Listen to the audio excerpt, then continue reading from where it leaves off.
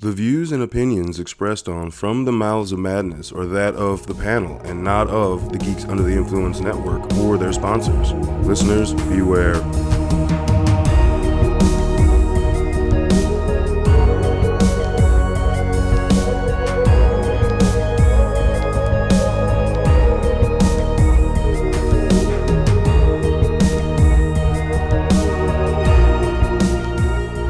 Coming straight from the Mouths of Madness, I'm Lowdown. With me as always is F you, Hunter. What's up, you mannequin fucking bitches? Mannequin fucking bitches. Ooh, scalping bitches and mannequin fucking bitches. Yeah. It's like well, you scalp bitches right, to mannequin fuck bitches. Scalping bitches. Exactly, it is scalping bitches. No dudes are scalped. It's all bitches. And they did keep the hotness of the scalpees. Yes, they did. Level between. I'll give that right out the gate. I'll give that to both movies. Yes. You know, yeah. I concur, so good, sir. So if you couldn't guess, we've got another Killer or Filler episode for you. Obviously, the thumbnail image said it was Killer or Filler, so hopefully you can read. But also, before we talk, we tell you what movie we're going to be talking about. Please like, comment, share, subscribe. Everywhere you get your podcasts, all across social medias, it helps us, all the socials, all the stuff, because it's just a small little click for you, and then that just helps us out with, you know, the more the like, the more you get spread out through the algorithm, and AI is taking over the world. So thank you very much. Please like us. Yes. One of us. One of us. One of us. All right, but on to tonight's episode. Tonight on Killer or Filler, we are talking about the 1980 film, which we all know is this iconic masterpiece of just sleaze and scum and dirt that is the film Maniac, versus the 2012 film of the same name starring Elijah Wood. So the original one, we got the iconic Joe Spinell. Yep. Which, I mean, everyone, if you don't know Maniac, you know fucking Rocky, right? Everyone's seen fucking Rocky 1 and Rocky 2 and Rocky 3. He was in Rocky. He was also in Godfather. He was also in Godfather. Yeah. Yeah. I mean, motherfucker was kind of a risk. Kind of a risk, though, because he's like, oh, the guy from Rocky. Hey, the guy from Godfather. What's he doing to her scalp? Like, you know what I mean? Like, obviously, you go into a movie called Maniac, you should be prepared, but still think there might have been some people. You just got to look at the poster. Yeah. You know, like. But not everybody did. No. So first, I guess we need to just dive into just some of the original film and compare and contrast, because right out the gate, you knew in the 2012 remake they were what F.U. Hunter and I always talk about. They were actually trying to remake the film and make it an own original take of the same story. I think both movies have an advantage over some other movies, original and remake, and that is original. Who did all the effects? The fucking Tom Savini, goddammit. Okay, cool. So the remake, man, you got your work cut out for you. Oh wait, who do they put in for doing the effects in the remake? Greg motherfucking Taro. Who did what? Learned from Savini. I'm just saying, like, people doing remakes, take fucking notes. Exactly, okay? Right. Huh, well, we can't really compete with, the OG.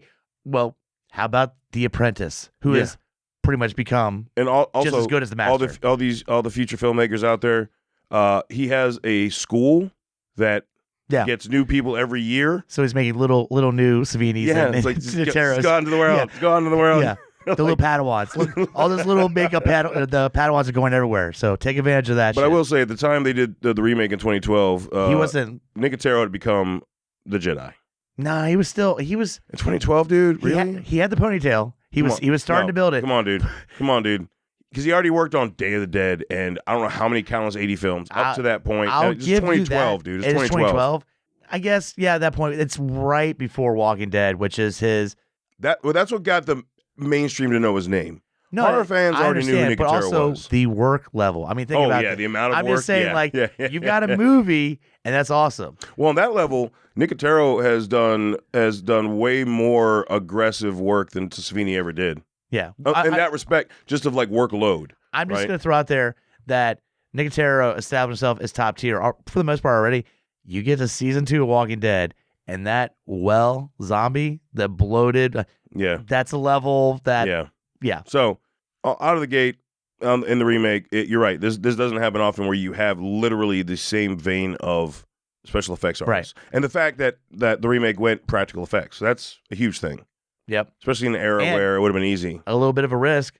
You get some remakes and they go, okay, well, we want to keep modern technology out of this, so we're gonna just redo it in that same time period. Let's do the remake, but still have it. It was present day at time of filming. And that's the thing, is that they intertwine that with the online dating, the girl talking to her friend on the phone, walking up to her apartment. So I appreciate that, because that's kind of one of those things like, oh shit, how do we incorporate? Oh, we'll just say it's a flashback movie too. We'll just say it's back in the 80s. Nope, they were like, no, we'll say fuck it. Yeah, they just said fuck it. This is what we're doing. I will say that what I mean by that, it is what we talked about with Dawn of the Dead remake and the Evil Dead remake, and you listeners know our top tier like swinging dick fucking remakes, right?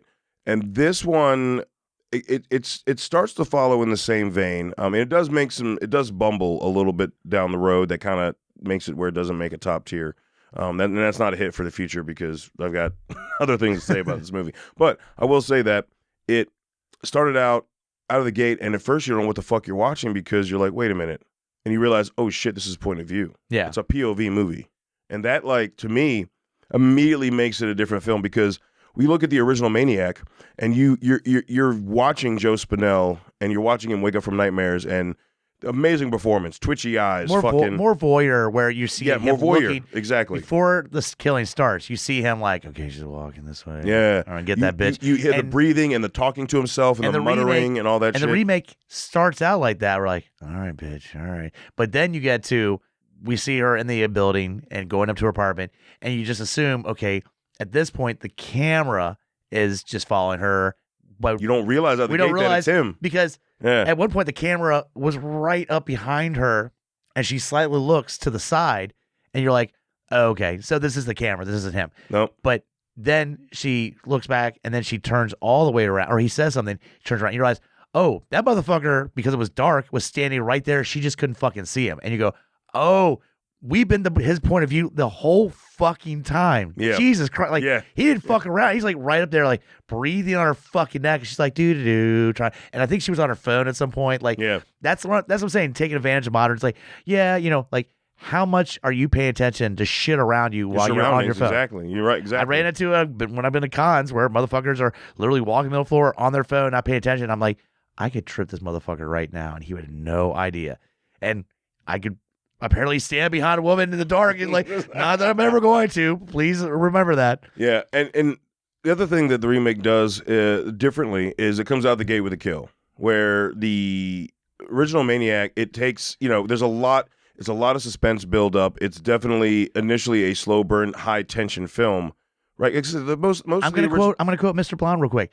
If they did what I told them, if they didn't do what I told them not to do, they'd still be alive. And his instructions: don't scream. She screamed. So how do you shut somebody out quickly? You kill him. Knife through the right through the mouth, like right there, just. Oh, but then the scalp, though? Yeah, where but I'm her just body saying, falls. she went to go scream, and that knife went right up and through her mouth and through into her brain, shut her quickly. I don't even think she got the first octave of a scream out. No, it was like, yep, too late. Done. And then we get,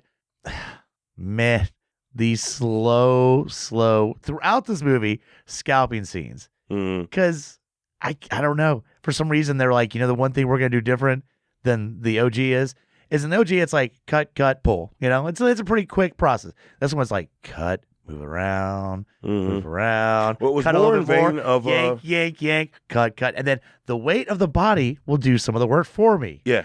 Like, well, part of that they utilized later on in a film called Bone Tomahawk, where it showed scalping and it wasn't quick.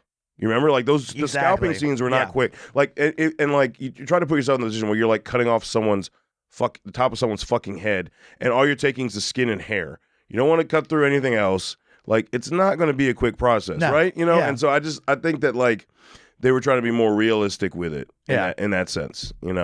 They're like, we're gonna cut out a few other scenes. We're gonna keep about another 2 minutes of scalping in there. We'll cut something else from the movie. Where the first one's like, all right, you get the gist of it. Yeah. This movie's like, we know you know what he's doing.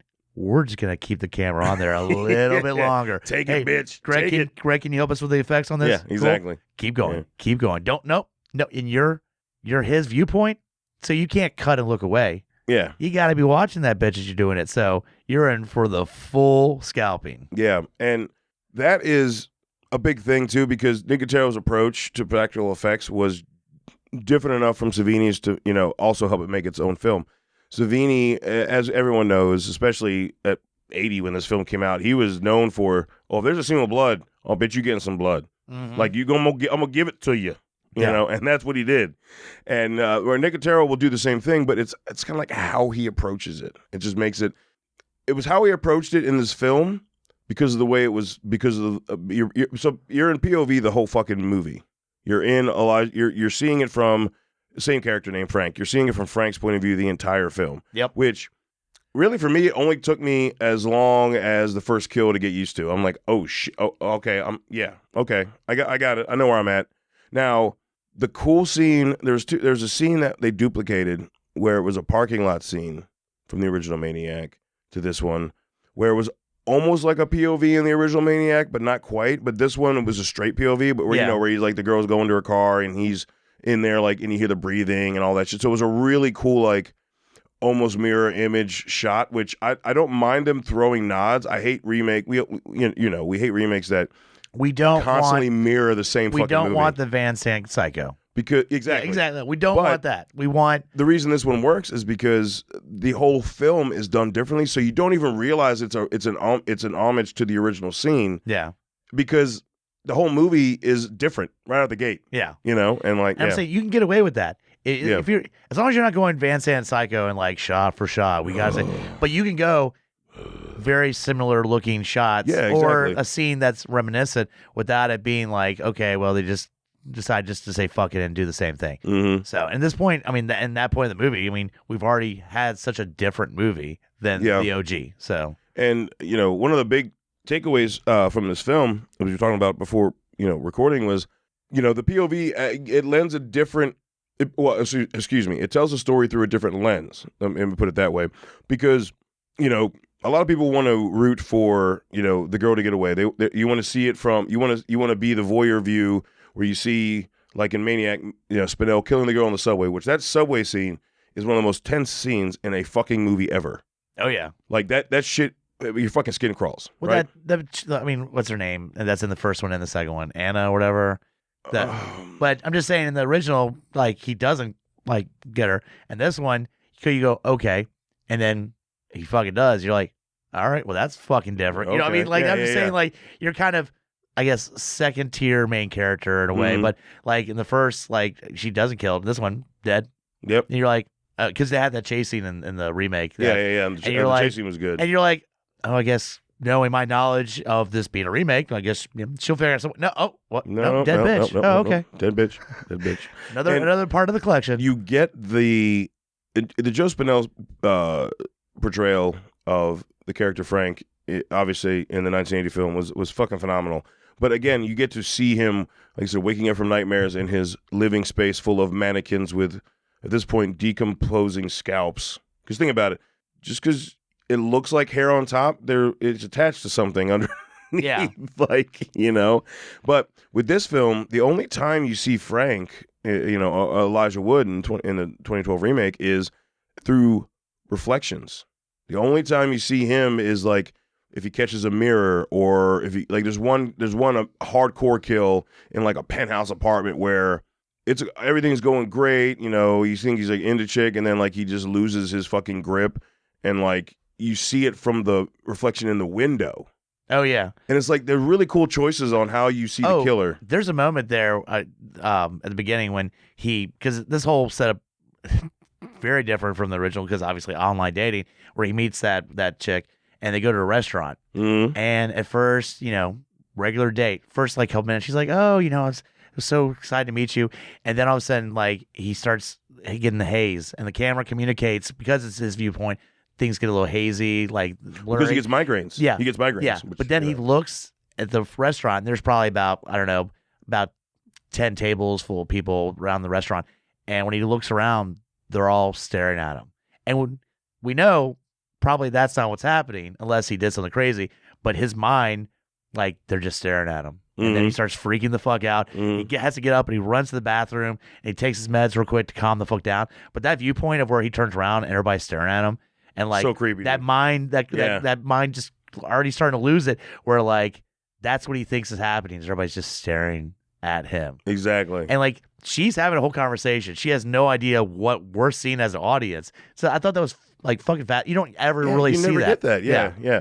Like and it's like there's multiple things like that. Like so they do go into there's a very similar it's very similar between Franks. Like, you know, both are dealing with trauma from really horrible mothers. Yep. You know, like both have terrible mothers, and how they treat women moving forward is a result of those terrible mothers. Yep. Now one's a little more sneaky. In the OG, I think he's a little more like in the dark, not kind of presenting himself. It's dirty. Like the original one's so fucking dirty, dude. Like sweaty. He's so fucking sweaty. Every time he's sweaty. I feel like that was part of the filming process. That he's like, could you maybe just bring the AC on for this one second? Nope. No, you're a serial killer. You're going to sweat all the time. It's August in downtown New York. It's not just that he's sweaty, but again, it's 1980s New York, that taxi driver kind of period where it just everything's fucking dirty. Everything's dirty. Like he could jump in a shower, he's going to come out fucking dirty and sweaty. But you took it. It's everything in that movie is just that communicates that. Yep. And with the remake, it's funny because it's like I think it's L.A., right? Because it's not New York, I believe. No, I believe it's L.A. Yeah. Yeah. In which they go, yeah, the L.A. cops just suck ass. Yeah. Yeah. Okay. Because in New York, you know, they're still disorganized. He's going to kill people. And eventually, like, we might have a serial killer situation, right? But in the remake, I mean, motherfucker's meeting chicks at restaurants. He's fucking talking to people out. There are witnesses, and they all go missing. And how many I can't remember. How many times do cops visit him in the remake? Oh, was it like 4, 5? No. Yeah. That's what I'm saying. Like, no, nobody fucking notices. And this motherfucker is online talking to bitches. They go missing. Goes back to the same site. I know. Online. And cops just suck. Not a single fucking cop. Cops big ass restaurants, walking around, has a store that says, I got fucking mannequins, bitches. Scalps missing off of chicks. Nope, nothing. So that's a good time. There's one thing that they didn't make different about Frank in this is that he is a generational mannequin free store. But that helps also explain his access to fucking mannequins. Yeah, well, where you know, Spinell was just like, I like mannequins. They look like women. What are you gonna do with that mannequin? Can I have it? Yeah. This one's like, I make mannequins. Well, it was almost more like Dahmer-esque, where he's one of the mannequins. Yeah, with the pretty hair. Yeah, you know, like the cops in the 2012 remake, the cops just were fucking terrible. I'm just saying he is not hiding in the shadows. No. He is out and about online doing shit, and the cops go, another girl's gone missing that was on that website. All right, well, let's get back to work. Like, there's no actual paying attention to that. And that's actually another huge difference is that he's not a shut-in. Like, okay, we see the original Frank go out and speak to like one woman. Yeah. Like for the art piece or whatever. That's it. He has zero communication Besides with anybody. That, it's I'm getting my van and I'll keep an eye on you. And I'm gonna run up and kill Tom Savini. Oh yeah, blow his face off. Yeah. Holy shit! That's like how long have we been recording and we didn't bring up the Tom Savini exploding headshot? It was amazing. It was so good. Holy shit! So good. I mean, dude, it's an iconic death scene. Yeah, it really is. It's an iconic death scene. I want my own head to get blown up. Yep, exactly. Yeah. But in this remake, we see him interacting with multiple people. He is like not such a recluse where he's introvert. He goes back and forth a little bit more where he can. Well, he will isolate himself, but he still will go out eventually. But that's right. And he can play it cool enough for a little bit. You know, hey, like I mean, he just looks like a dirty Hobbit. Like that's all dirty Frodo. Like he just dirtier than at the Mines of Mordor. About the same, yeah. He's got a little facial hair, shorter hair, a little bit. But he's like he sends that chick a photo of himself, and he doesn't look. Let's just say OG Frank sends a photo. Probably most people be like, thank you for the photo, and maybe we can be friends sometime. But he sends that chick the photo, and she's like, I want to fuck Dirty Frodo. Like, she's like, we should meet up, Dirty Frodo. I want to fuck you. Like, it's that simple, right? Like, stupid. He said, I want to fuck Dirty Frodo. Come on, man. But so Elijah Wood could still pull off like the good looking dude who could get the girl, but also skeezy as fuck too. Like, it's unbelievable how like in that, like, I don't know. I saw a range in Elijah Wood in that movie that surprised the fuck out of me because I know you just watched it, but like I remember watching it like 2 years after it came out. I randomly came across it and had no idea they were doing a remake for this movie. And I'm like, someone remade Maniac? The balls! Like, at first, I was like, I was angry. That's happened on several. Balls! That's happened. We've brought that up on several of these killer fillers. We're like, the fuck you doing remaking this bitch? Exactly. There's no reason for it. Yeah. So that's a good example of like, how do you remake something that like it's just like what I said when it gets to like and just again when you say modern day, you go, we're remaking Maniac. We're gonna make it modern. You're like, which is and you're also like, okay, so you're really gonna fuck it up then. part of the reason, but that part of the reason why I think the whole movie goes the way it does is because they did make it modern day. They couldn't make it skeezy. They couldn't make it feel dirty, and they couldn't make like your skin crawls in a different way. They couldn't do that in modern day. Yeah, it's not 1980s anymore, right? It's not like. And I think that's the challenge. It's not like because you can have a kind of skeezy LA. Yeah, you know, I mean, look at They Live. Yeah, exactly. But that's also 80s. Yeah, well, that's what I'm saying. Yeah. Is without being the 80s. Then if you do modern day, just don't even try to do that. Don't even try to do that. Yeah. And they didn't. And they didn't do that. So it definitely, again, it came out as an original film. And like there's so many scalpings that are visceral in this, as Hunter mentioned. Like it's insane. Such a long process. Dude. And I have to say, like, our character's demise. Yeah. Which one do you... Dude, I can't pick. They're both good because they're both different. That's what I'm saying. They're both different. Yeah. Like, because we all know... If you haven't watched the original Maniac, you shouldn't be listening to this episode. Go watch the original Maniac, and but there's still people. I mean, it took me a while to see the original Maniac. Oh man, but when he wakes up and he's just being attacked by all the women he's killed, it's such a good. But scene. I'm saying, here's the thing: is there might be some people. Maniac is still a bit of a hard watch. Because, it is a hard watch. Again, it's dirty, it's sweaty. It's like, which has a lot to do with Spinell's acting. Imagine if another actor was in there, it would not be nearly as hard to watch. I always go back to. He fucking crushed that character. He character. did such a great job. He's such an unappealing leading man. And that's a good job. You know what I mean? Like, that's the thing is that, this dude made me feel fucking gross. Exactly. Great job, guy. You did it. Great job. Because, you know, like, you want to be effective and be like, I believe this motherfucker it could kill people this way and scalp them. You have to have the right actor. He was the right actor. He was 100% the right actor. And he had already done Godfather. Yeah. But he hadn't done... No, he did Rocky. He did the first Rocky. He hadn't done Rocky 2 yet. Yeah. But he'd done enough. He'd had enough exposure at that point. I will say, though, you got to give it to Elijah Wood because, I mean, look, we all, obviously, besides Lord of the Rings, all right? Yeah. Kid was in Good Son, bunch. You know, we knew him as a kid, and we knew him as a fucking Hobbit. We'd seen him in enough stuff that it's a little bit more challenging. Give him credit when he was younger. He did, like, Huck and Finn, a bunch of boyish shit, right? But I'm just saying, so to go, yeah, I could see him killing the shit out of women and scalping them. Might be a little bit more challenging. Oh, he was also in Sin City. That was his kind of first. Well, that was his first foray into. And I'm talking about when he was younger. It wasn't the Last Starfighter. It was what was the one with Fred Savage with the Wiz? Where he was like the Wiz. Is that the one where he was beating the pinball and then like the kid? There's a movie where he's like owns. Oh no, it's the first Back to the Future. Back to the Future 2. 2, yeah, yep. 2, yeah. That was his first movie. Yep, that was Elijah Wood's first fucking movie. Thank you. My brain was going the right way. I needed. I think he was in The Wiz, but you know. But I'm just saying he was. Yeah, I feel like he was in The Wiz, which was older than Back to the Future. I'm just saying, close your eyes now and think about Macaulay Culkin in this fucking role. You can't fucking do it. I don't know, but Macaulay Culkin was scary as fuck in The Good Son. He in The Good Son, but he was still a child. Have you seen him lately? He could play a fucking neurotic psycho killer. He could, but it'd be a little harder. He did that mock Home Alone thing as an adult, and he looked psychotic. He could do it. All right, I'll give you. You know what I'm talking about? You know what I'm talking about? I'm just saying, comparing the two actors on this movie, I think it was probably a little more challenging because we didn't grow up with OG dude as a child. We saw the dude from Rocky, the guy from Godfather. Yeah, we did as an adult. We didn't grow up when he was a child. Like, remember when he was adorable as a kid and was trying? No. Now he's killing women left and right. We didn't have that. So I gotta give props. And I think, again, a little bit of the foray into that was when he showed up in the first Sin City as Kevin, the silent serial killer kid. Yeah. Oh, but the way they reflect off the glasses, so good. But just they had the close-up of his fucking eyes. Yeah, with the glasses. That was the first, yeah. Hey, look, it's Frodo. Why is Frodo murdering the shit out of women, cutting their heads off? Yeah. So... Yeah. And I think the big difference between what we were talking about with Macaulay Culkin and Elijah Wood is Elijah Wood portrayed his character, Frank, when you saw him as somebody who he understood what he was doing. Yep. And he felt remorse for what he did. He had a guilty conscience, like the original Frank did, Whereas I feel like if Macaulay Culkin was to play that, it would be more like, I'm enjoying this. I also like the play of, you know what I'm saying? They would give us the viewpoint of him, like he's laying in bed, he's touching his woman's back, and then reality for a second, he's touching the mannequin's back. But his viewpoint is that The woman's back. once he's put that scalp on, that mannequin becomes that person. Exactly. Yeah. So.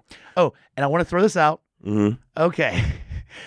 As the audience in the remake, his first dating kill. Oh yeah. With that. Oh yeah. Where oh yeah. he meets her at a restaurant. He drops her off. She goes, "Why don't you come up?" And he's like, "All right." And you could tell he was like, this is unusual. I'm used to not going up to the apartment, like person invite me, but kind of waiting it out and then killing you the fuck later on. He's like, yeah, I guess I could do that. And obviously she's like, "Come upstairs. We're going to fuck." Yes. They get up there. They're talking. She's like, "Yeah, I don't have a roommate anymore. I want to do it on my own." A, not a good sign. But then B, as an audience, she goes, "You mind if I put on some music? We could dance?" You're like, okay. And what does she fucking put on? Goodbye Horses. Yeah. Fucking Goodbye Horses. Straight up, Buffalo Bill theme song is playing. And as an audience, you went, "Bitch, you fucked up." But like I said, you don't have to inspire. That's an Easter egg for I everybody. understand. That is such but an you don't Easter have egg. to inspire the serial killer by literally playing that song. That made me giggle. I was like, I know, oh, but she's you're gonna watching die. it- She's gonna die so bad. It's so uncomfortable because you're watching it and you're like, I put this song with literally Buffalo Bill, and you're playing it for the dude that we've already seen murder the shit out of somebody. Yes. You're gonna fucking die, bitch. You're gonna die. Yeah. Like I knew it. I'm like, And- this was a bad choice. Leading up to that, it was very much a him like, and I need to go. And she's like, no. Like he was trying to. She comes out panties and bra, and Yeah. and I say bra as in the 12 seconds she had the bra. She went, "Oop, the bra's off already," and literally directing the hands to the tits. Yeah. As in, He's like, I'm gonna go on. I'm getting on the D train, all right? Yeah, and he's like, he was like, I'll give the character. It was that. almost like, yeah, I like that. This isn't the way I fucking like. Almost as I don't fuck you in the flesh. I fuck you as a mannequin. Like, yeah, this isn't working. This is weird for me because you're actually still alive and not a mannequin. Yeah. So, all right, that's about as much time we got to wax poetic about both of these films. Before you get our final verdict on the 2012 remake, take a listen to what's going on in the GUI world and some of the other shows we got. In a world with too many reboots and remakes, two men will stop at nothing to make it even worse. join Mike the Hobbit and Tondi as they play by their own rules while pitching new takes on some of your favorite and least favorite films and TV shows. What podcast would dare to bring this upon the world? This is Smack My Pitch Show.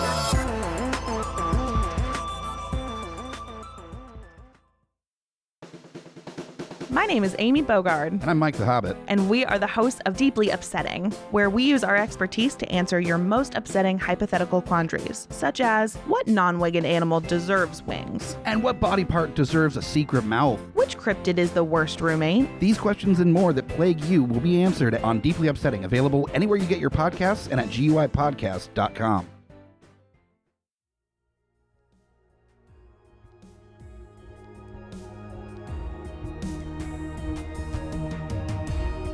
Coming straight from the mouths of madness, I'm Lowdown. I'm FU Hunter. Do you love horror? We fucking do. So this is a podcast dedicated to all things in cinematic horror. We're talking movies, television, composers, special effects artists. We're going to fucking cover it. So if you love horror, Embrace the madness.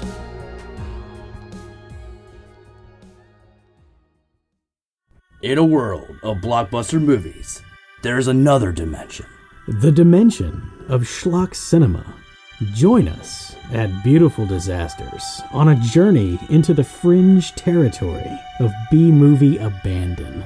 We review the flicks that are forgotten or underappreciated to give them a proper place in the annals of celluloid history. I'm the Groots, F.U. Hunter. your guides at Beautiful Disasters. Come along with us for a fun ride. May the schlock be with you. All right, so I got to say, back to the 2012 remake of the 1980 film Maniac. Man, you know, it's a killer for me. I like them both for different reasons. I'm going to say the same thing. This one I'm not as passionate about as some of our other killers. You know, I mean, again, we brought it up early in the episode, you know, Dawn of the Dead, Evil Dead, some of those top tier remakes. But this one I would almost put where, God, it's almost even with the original in there, which makes it a killer. Yeah, that's what I'm saying. Exactly. Is that like we've seen so many fucking uneven pieces of shit that like this one, like, all right, I got a little tired of the first person viewpoint. Like, I never did, and I think it's because like I watch movies like Hardcore Henry, and after a while, I just kind of got bored of it. This, after a while, I just kind of tired and wanted like, can you show us this most of the time, but give us off his viewpoint times.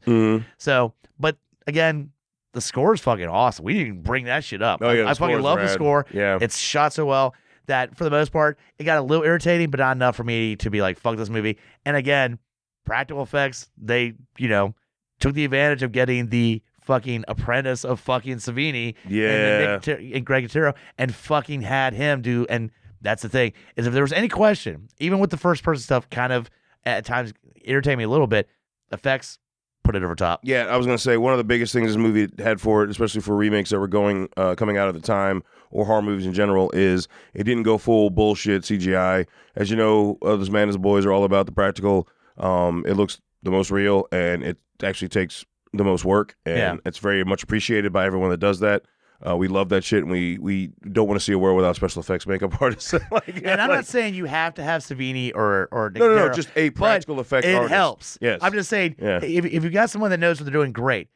I'm not saying you have to have those two, but if you have those two, I don't know if there's anyone who graduated. I don't know if there's Savini any school. movies where I go, Savini. Anyone who graduated from Savini really school. did put his full force in there. Yeah, I don't know if Nicotero could have done. No, having them in there is you're going to pass the test for the most part when it comes to effects. 100%. So yeah, and that's it, folks. So until I talk to you again, embrace the madness.